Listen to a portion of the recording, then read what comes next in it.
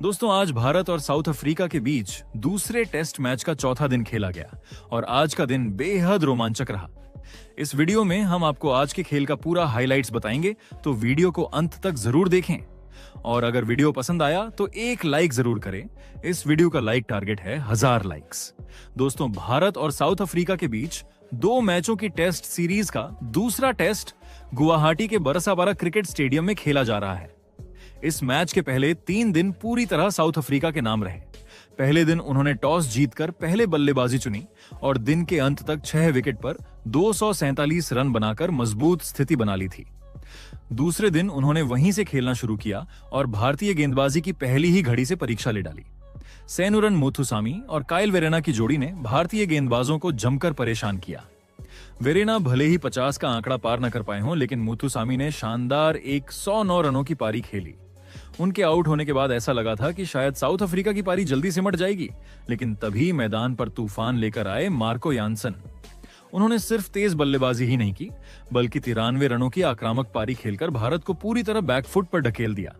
इसी वजह से साउथ अफ्रीका 489 रन का विशाल स्कोर बनाने में सफल रहा। तीसरे दिन भारत जब बल्लेबाजी करने आया तो शुरुआत अच्छी लग रही थी, लेकिन तेजी से विकेट गिरने शुरू हो गए।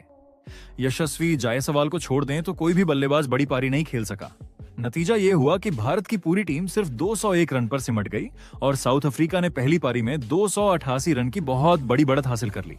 इसके बाद तीसरे दिन का खेल खत्म होने तक साउथ अफ्रीका ने बिना कोई विकेट खोए 26 रन बना लिए थे और उनकी कुल बढ़त 314 रन पर पहुंच चुकी थी। अब बारी थी चौथे दिन की और यह दिन दोनों टीमों के लिए बेहद अहम साबित होने वाला था। चौथे दिन का खेल शुरू हुआ और साउथ अफ्रीका के ओपनर एक बार फिर बड़े आत्मविश्वास के साथ मैदान पर उतरे। भारत को जल्दी विकेट की जरूरत थी, लेकिन साउथ अफ्रीकी बल्लेबाजों ने पहले आधे घंटे में एक भी गलती नहीं की। रिकेल्टन और मार्करम ने शांत दिमाग से खेलते हुए लगातार स्ट्राइक रोटेट की और यह दिखाया कि वे बल्लेबाजी करने उतरे हैं, समय गुजारने नहीं बल्कि मैच को भारत की पहुंच से बाहर ले जाने के इरादे से आए हैं। करीब आधे घंटे में उन्होंने बिना कोई जोखिम लिए साउथ अफ्रीका का स्कोर 50 रन तक पहुंचा दिया।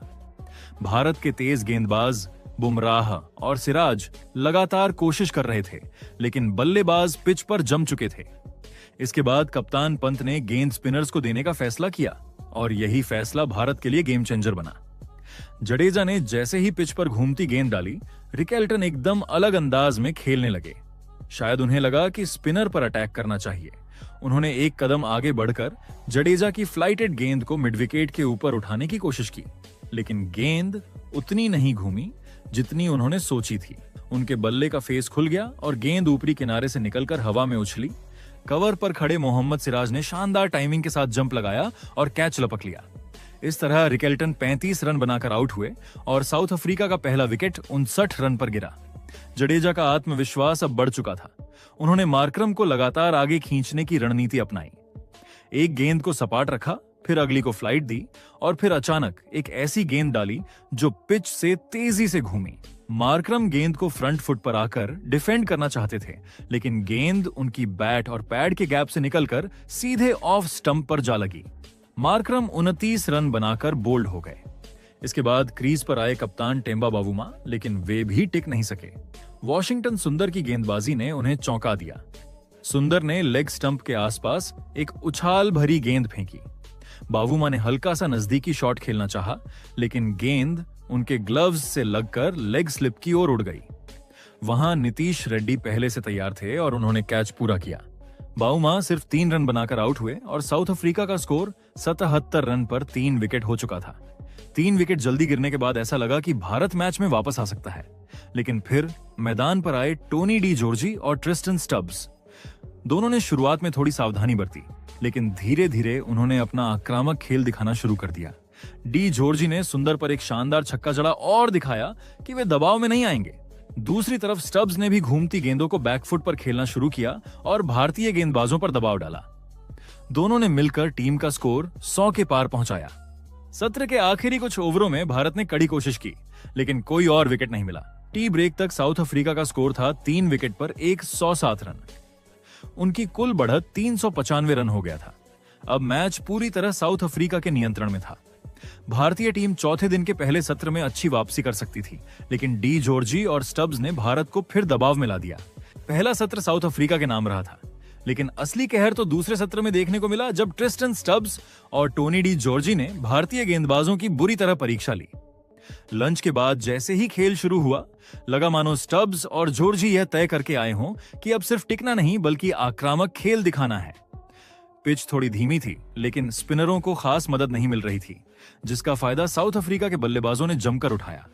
सेशन के सिर्फ चौथे ओवर में डी जॉर्जी ने वॉशिंगटन सुंदर को शानदार रिवर्स स्वीप मारकर चौका जड़ दिया।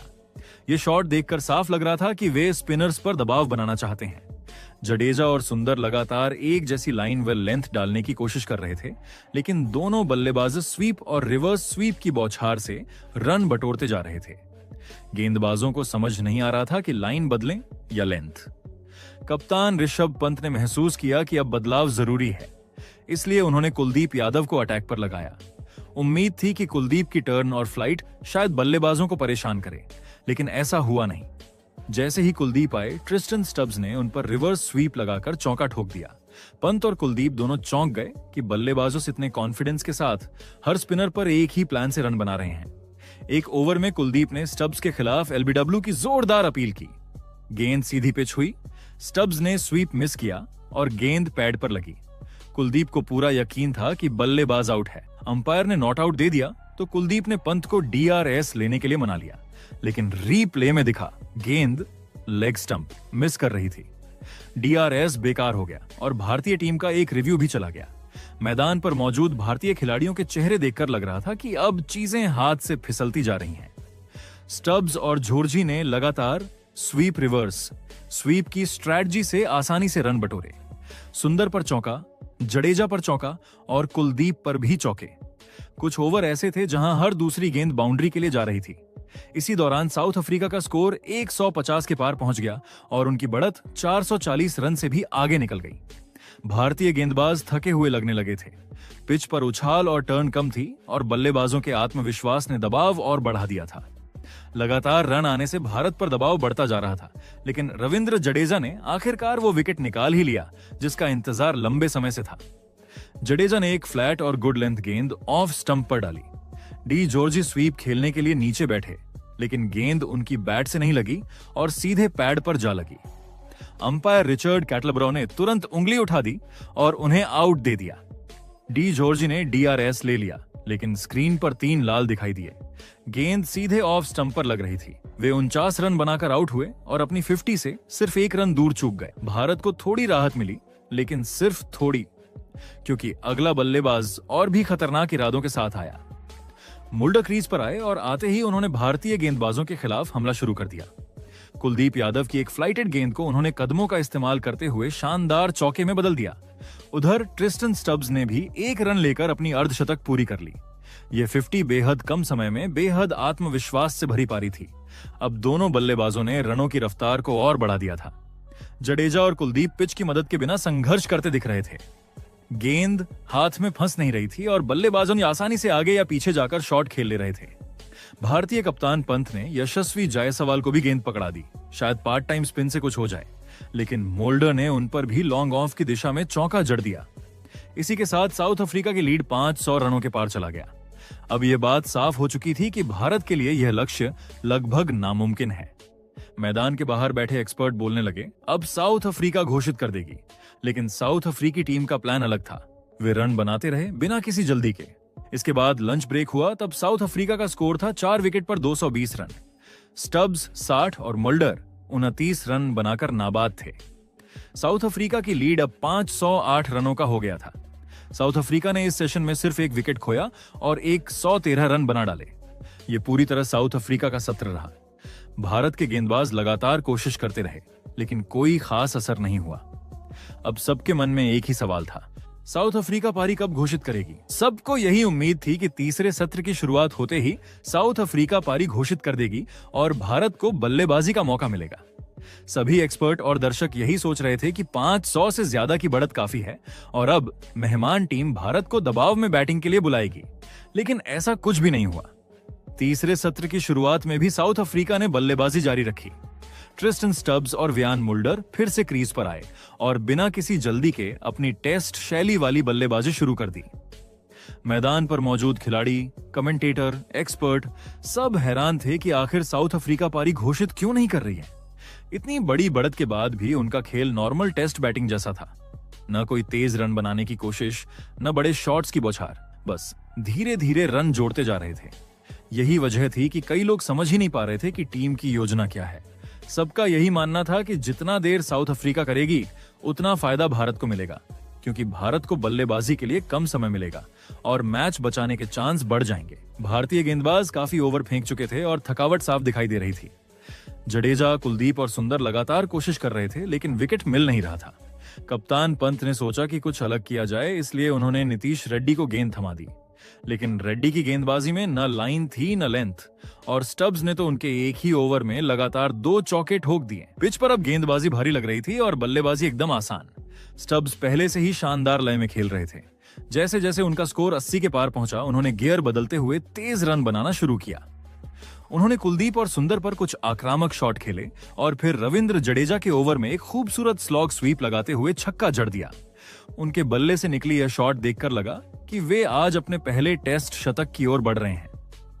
पूरा साउथ अफ्रीकी ड्रेसिंग रूम भी तालियां बजा रहा था। स्टब्स शतक से सिर्फ 6 रन दूर थे। उनके चेहरे पर आत्मविश्वास साफ नजर आ रहा था। वे हर ओवर में बड़े शॉट ढूंढ रहे थे, लेकिन क्रिकेट में कहते हैं एक गलती काफी होती है। जडेजा ने अगली ही गेंद ऑफ स्टंप पर हल्की फ्लाइट के साथ टॉस्ड अप डिलीवरी फेंकी। स्टब्स फिर से बड़ा स्लॉग स्वीप खेलने गए, लेकिन इस बार वे गेंद को मिस कर गए। गेंद घूमकर सीधे ऑफ स्टंप की टॉप उड़ा गई एंड स्टब्स की शानदार पारी वहीं खत्म हो गई। स्टब्स 94 रन बनाकर आउट हो गए। जैसे ही स्टब्स आउट हुए, साउथ अफ्रीका ने उसी क्षण पारी घोषित कर दी। स्टब्स शतक से चूक गए, लेकिन 94 रनों की उनकी पारी ने भारत को मैच से लगभग बाहर कर दिया था। साउथ अफ्रीका ने अपनी दूसरी पारी में जबरदस्त बल्लेबाजी करते हुए 260 रन बनाकर 5 विकेट पर पारी घोषित की।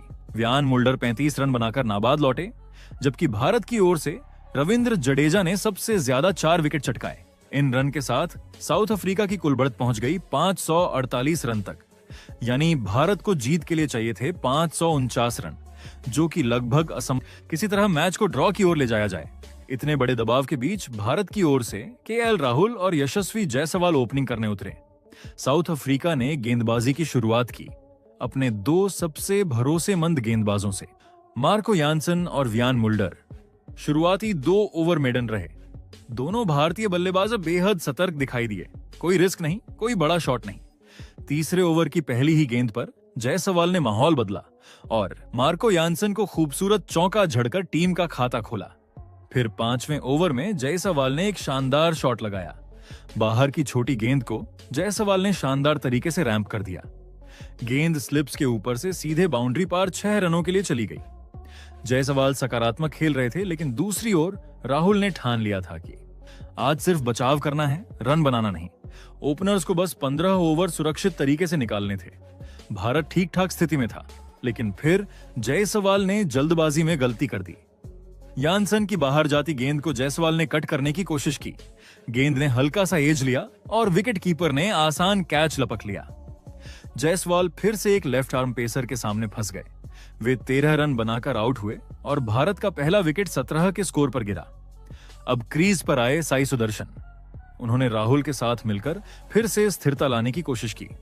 दोनों बेहद सावधानी से खेल रहे थे, कोई जोखिम नहीं, सिर्फ रक्षात्मक बल्लेबाजी।